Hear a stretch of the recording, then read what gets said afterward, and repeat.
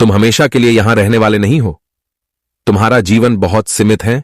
जो मनुष्य यहां आता है वह अपनी क्षमता को तलाशने के लिए आगे बढ़ता है। यह गलत नहीं है। अगर तुम निस्वार्थ भाव से अपनी गति करते हो, स्वभाव के द्वारा निर्धारित कर्तव्य का पालन करने से कोई पाप नहीं होता है। हम वास्तव में कभी दुनिया का सामना करते ही नहीं हैं। यहां रहकर हम जो भी अनुभव करते हैं वे हमारी इंद्रियां हैं।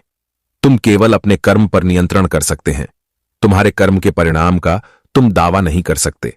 हारने का डरा, सफलता का भय, कर्मों के साथ भावना जोड़ना सफलता की सबसे बड़ी बाधा है।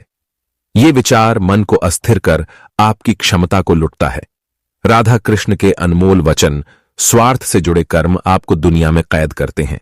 व्यक्तिगत लाभ के बारे में नहीं सोचे और निस्वार्थ भाव से काम करें।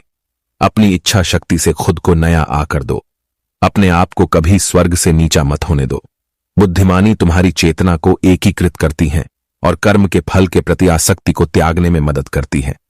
दूसरों के सुख दुख पर कोई यदि इस प्रकार प्रतिक्रिया देता है जैसे वे उसके अपने हैं, तो उस व्यक्ति को सच्चा आध्यात्मिक मान सकते हैं। मैं हर समय से यहां पर था। ऐसा कोई समय नहीं है जब मैं यहां नहीं था। मैं समस्त भूत, मैं भी विद्यमान था और समस्त भविष्य में मेरा विद्यमान रहेगा। श्री कृष्ण के अनमोल वचन और सुविचार दुनिया का सबसे बड़ा पापी अगर समर्पण के साथ मेरी सच्ची उपासना करे तो मैं उसको भी शुद्ध कर देता हूं। वे लोग जो केवल कर्म के फल की इच्छा से प्रेरित होते हैं वे अक्सर दुखी रहते हैं। जब किसी की चेतना एक हो जाती है तो उसकी सारी व्यर्थ चिंताएं पीछे छूट जाती हैं। फिर उसको किसी वजह की चिंता नहीं होती है, चाहे चीजें अच्छी हो या बुरी। वह सदा एक सा रहता है। जो लोग अपनी आत्मा से भलीभांति परिचित है वे इंद्रियों पर पूरी तरह से नियंत्रण रखते हैं। अपने भूत की घटनाओं पर चिंतित होना व्यर्थ है। तुम ना तो अपने भूत को बदल सकते हो, ना अपने भविष्य की कल्पना कर सकते हो। तुम केवल चिंतित हो सकते हो जो पूरी तरह से अर्थहीन है। मन को शिक्षित कर मनुष्य अपने सोचने के तरीके बदल सकता है और कोई भी कदम उठाना सीख सकता है। यह योग का केंद्रित सिद्धांत है। संसार में जीवित रहने के लिए कर्म करते रहना चाहिए। अपने कर्तव्यों से दूर रहकर कर्म से बचने की कोशिश नहीं करनी चाहिए। जो सुना है उस पर विश्वास मत करो। कुछ लोग अपने विवेक से मुझे अपना बनाते हैं, कुछ लोग ज्ञान से, कुछ लोग कर्म से, कुछ योग से। तुम मुझे किस रूप में प्राप्त करना चाहते हो यह पूरी तरह तुम्हारे ऊपर है। तुम मुझे जिस रूप में बुलाओगे मैं उस रूप में हाजिर हो जाऊंगा। तुम मेरे प्रति सदा चौकस रहो, मेरी उपासना करो, अपने हर एक काम के लिए मेरा स्मरण करो। मैं वादा करता हूं तुम मेरे प्रिय बने रहोगे। जो मेरे प्रिय हैं उनको मौत का भय नहीं रहता है। मौत उनके लिए मात्र पुराने वस्त्र उतारने के बराबर है। इस दुनिया का आकर प्रत्येक मनुष्य के लिए अलग अलग है। मनुष्य अपने सोच और कर्म से इस दुनिया का आकर निर्धारित करता है। श्री कृष्णा सर्वश्रेष्ठ सुविचार अपरिपक्व लोग सोचते कि ज्ञान और कर्म अलग अलग हैं, लेकिन बुद्धिमान उन्हें एक ही मानते हैं। मनुष्य अपने कर्म ज्ञान के अनुसार ही करता है। मृत्यु के समय आत्मा केवल देह को त्यागती है, अपना अस्तित्व नहीं। इसलिए मृत्यु को लेकर कोई भय पैदा मत करो। गीता का सार यह है कि प्रत्येक प्राणी में विराजित ईश्वर को देखो और उसके अनुसार अपने कर्म करो।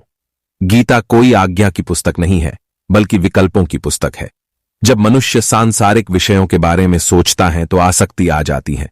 आसक्ति से इच्छा उत्पन्न होती है, इच्छा से वासना उत्पन्न होती है, वासना से क्रोध के बादल उमड़ पड़ते हैं। इसलिए ध्यान को सांसारिक विषयों से हटाकर कृष्ण में लगाओ। एक बुद्धिमान और मूर्ख के बीच केवल सोच का फर्क होता है। श्री कृष्ण की बातें जिसका कर्म सात्विक है उसका निर्णय बेहतर होगा और वह मनुष्य परिणाम को लेकर भावनाओं में नहीं उलझता है। केवल इच्छाओं को वश में करने से काम नहीं चलेगा, स्वामित्व और अहंकार को भी वश में करना होगा। सात्विक व्यक्ति ऊर्जा से भरा होता है। उसका मन शांत, साधन संपन्न, दयालु और निस्वार्थ और जागरूक होता है, जो बिना मेहनत के बहुत कुछ हासिल कर लेता है। एक समय वह सबसे बड़ा पंगु बन जाता है। मनुष्य भाग्य को अपने हाथ में ले सकता है। वह अपने कर्म के प्रति जिम्मेदार है। अगर किसी तरह वह अपने कर्मों का नियंत्रण करना सीख जाए तो भाग्य उसके नियंत्रण में आ सकता है। राधे कृष्णा सुविचार कृष्ण की छवि अनिवार्य रूप से सभी मानव जाति में पाई जाती है। कृष्ण सभी के पास संपूर्ण रूप से स्थित हैं, क्योंकि कृष्ण की छवि ही पूरे मानव जगत का स्रोत है। सुख तीन प्रकार एक होते हैं: निरंतर प्रयास से मिलने वाला सुख, इंद्रियों से मिलने वाला सुख, तामसिक सुख। गीता स्वयं के भीतर का युद्ध है। जहां आत्म निपुणता के लिए संघर्ष किया जाता है। मृत्यु के समय जो मन में रहता है उसी से मृत्यु का स्थान तय होता है। जो मृत्यु के समय कृष्ण का स्मरण करते हैं वे निश्चित ही कृष्ण के पास जाते हैं। इस पर कोई संदेह नहीं करे। मेरा अंश सभी में समान रूप से विद्यमान है, इसलिए सभी एक ही हैं। मनुष्य को निडर, शुद्ध और आध्यात्मिक बनना चाहिए। जीवन का आनंद लो, उदार दिल से बातें करो, किसी पर क्रोध मत करो, किसी का अहित मत सोचो, सभी के सद्भाव के साथ पेश आओ। कर्म का नियम कहता है कि प्रत्येक घटना का एक कारण और प्रभाव होता है। समान रूप से किए गए कार्य के परिणाम अलग अलग हो सकते हैं। यह केवल इस बात पर निर्भर करता है कि वह कर्म करता किस प्रकार है।